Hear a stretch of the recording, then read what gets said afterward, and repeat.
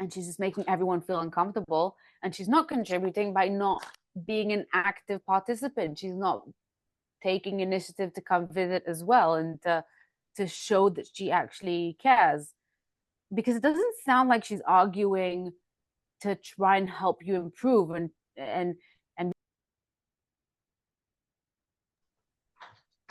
So after screaming him after him for a million times, I'm talking about my mother-in-law.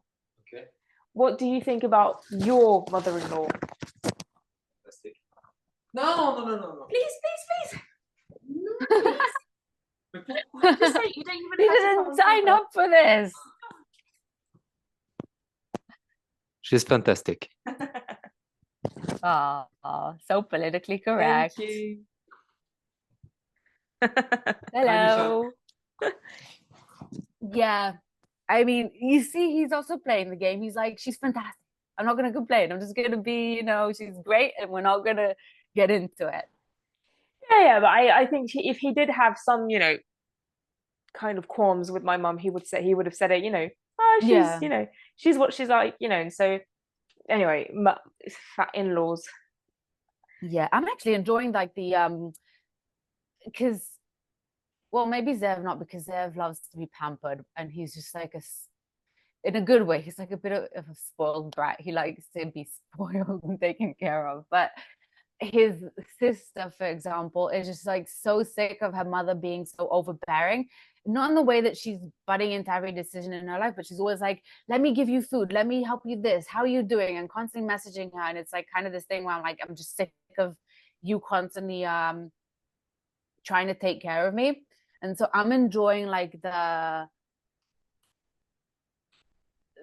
how do I say this, like the repercussions, maybe, because now her, like, instead of like constantly offering, let's say, her daughter to take home a bunch of food because her daughter's like, stop it, leave me alone, I'm like, I'll take it. I'm like, I get free food, or I get free this and whatever, and I'm like, yeah, I'll do it, I'll enjoy it. It's kind of like just enjoying the attention. Yeah. But it's also trying not to take it too seriously. Yeah, exactly. You want to take, it's just, that's the thing. You don't want to take things too seriously. And I think, when it comes to daughters and their mothers and their parent and children and their parents, it's the one thing where you just kind of like, it's completely, chaotic and unreasonable. But yeah, I think the conclusion is you don't want to take things too seriously. When I talk to my uncle, who's, so my mother's brother, he's never, I think he only left France once. Like, even that his region in France, like he only ever left it once, and it was for my mother's wedding in England. And so he's this farmer. He never really, he doesn't really socialize a lot. So he's kind of racist, kind of uneducated, and things like that. And he talked, and anytime he just goes off on one of his rants, I just kind of like switch off my brain and just, fine. Yeah, it's not worth it. I can think of a few people. I'm just like, let them. There's really no point in getting into an argument with them, because again, it's like we were saying in the previous episode, like they can't hear it. It's no matter what you say, there's either always going to be a response, an excuse, or a reason why you're wrong, or they just don't hear it. They're just yeah, and then they continue where they left off. And it's just going on about it, and it's you losing your energy for nothing. So it's again picking your battles and being able to say, it's not worth my energy, this is not worth my time, I cannot fix this person, I cannot help them, they don't want to listen, they're dead set in their ways, and it is what it is. But and I think also with your mother-in-law, I'm assuming that she's doing it because she really cares. It's just her screwed up way of showing it. Yeah, I say, there was another like event around JT's mother a while back where that's exactly what I said to JT. I'm just like, she loves you and you love her, and you guys don't really know how to express it to each other. And that was that. And it was just, whatever type of thing. Yeah. Difficult. I mean, I don't know. think we spoke before about families. Like we had a whole episode about like family dynamics and how it impacts relationships. And I think it also really depends on how much you actually see your family and how much they are part of your life. You know, here in Israel, it's like a huge, like family is a huge thing to us. And I think especially since we live in such a tiny country, it's like unless you live in one edge and they live in the other, it's like you're probably going to see your family all the time, or at least more than people in larger countries do. And so for us, it might be a bigger deal if like a family member doesn't get along. It might be because, you know, you're seeing them every single week for Shabbat meal, and it's like every time the same tension, you know? Yeah. But yeah, I mean, it is different. And, you know, it does tie into that episode we'd had, like how often do you see your family, and how often, you know, how much do they, you know, impact your lives, type of thing. And the same with friends, you know. And some people, I have this very close friend, well, I don't know close if that is the right word, but he and I, we speak a lot, you know, we speak practically daily, maybe not daily, but, you know, as good as, of just, you know, we'll have these really short exchanges often about, you know, sending each other this weird shit. And I know that his wife doesn't really like me for many reasons that I won't get into, but she's not a fan of mine. And he doesn't really let that impact my friendship with him, but he also doesn't really let that impact, obviously, his relationship with her. They're married and together and they live together and everything. And it's just, I think it comes down to he and I, we see each other maybe once a year, if that. We will speak a lot, and like I don't really exist in his world and he doesn't really exist in my world, other than when we, you know, chat sometimes, you know, on Messenger or WhatsApp. And so, you know, so she's not a fan of mine, but is he going to let that impact anything? Not really.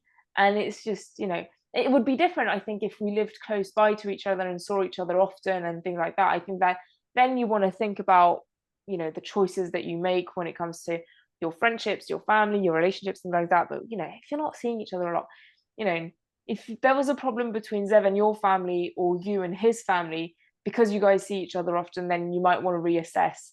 But if you know, if it's, you know, there's a scale. How big is it of a problem, and how often do you see each other? And with JT's mother, it's a big problem, but happens once a year. So, you know, you want to deal with it. If it were every weekend, then you want to think about it, type of thing. Yeah, because it has more of an impact on you and your daily life. And I think, you know, also Zev's sister with her mother, she had a certain issue with her.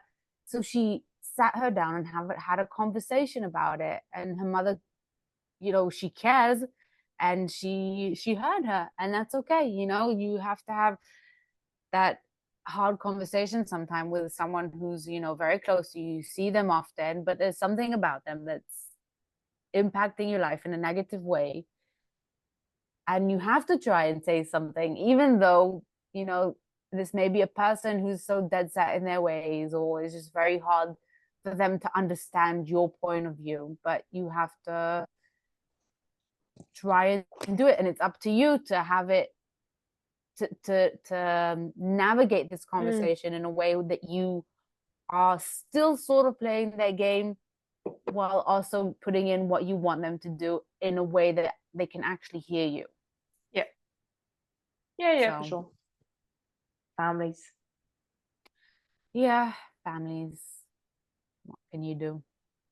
And another kind of, I don't know if example, but what ties into that is that I have two brothers, one who's gay and one who's straight, and the one who's gay, I really, really liked his previous boyfriend, and we spent a lot of time together. Like, there's nothing about me being strange with his boyfriends, but the one who's straight and his girlfriends, like, he's had two main girlfriends, and I really liked the one before, Like we had our ups and downs, but I genuinely really liked her, and we kind of still like we stayed in touch kind of after they broke up, however weird that is. But his current girlfriend that he's been with, I think for 7 or 8 years, like it has been tough. I may have spoken about her in previous episodes about her, yeah. And like it's tough. Like we went for a long while of like not liking each other, and that had an impact on their relationship, on my relationship with my brother. And like recently things starting getting a bit better, and I feel for like as long as they've been together, I feel like the beginning I made a lot of effort with her, and it wasn't really reciprocated, which kind of led to this whole kind of like I've had enough of her. And then I also feel that I gave up on making effort because I've just had enough. However much I love my brother, like, you know, it got to my breaking point. And recently things started getting a bit better, and I think that's due to her starting to make an effort. And so I recognize that, and you're just, you know, I don't know if she feels that she made efforts in the past or whatever, but I feel, you know, she has been making more of an effort, and which is, you know, I appreciate it. And I told my brother this, but that's 8 years in the making. So no, I say this not in the sense of, you know, things do get better, and I don't think people should wait 8 years for relationships to resolve, to, you know, situations to resolve themselves. But, you know, because it was never that big, and, you know, she didn't kill anyone, she didn't cheat on him that I don't know of, things like that, there's nothing, you know, huge, and then, you know, things kind of work themselves out because, you know, everybody ends up accepting that, you know, things are not going to change. Yeah, it's interesting because it's a person that you wouldn't have otherwise been friends with. It's like someone that you never may have, if you met her outside of your brother's relationship, let's say, you probably wouldn't have been friends, you probably wouldn't have gotten along anyway. But now because she's in your brother's life, then she's inevitably part of your life, and you have to try and make it work. And again, it comes down to how much do you see them in your daily life, how much space do they take up in your life.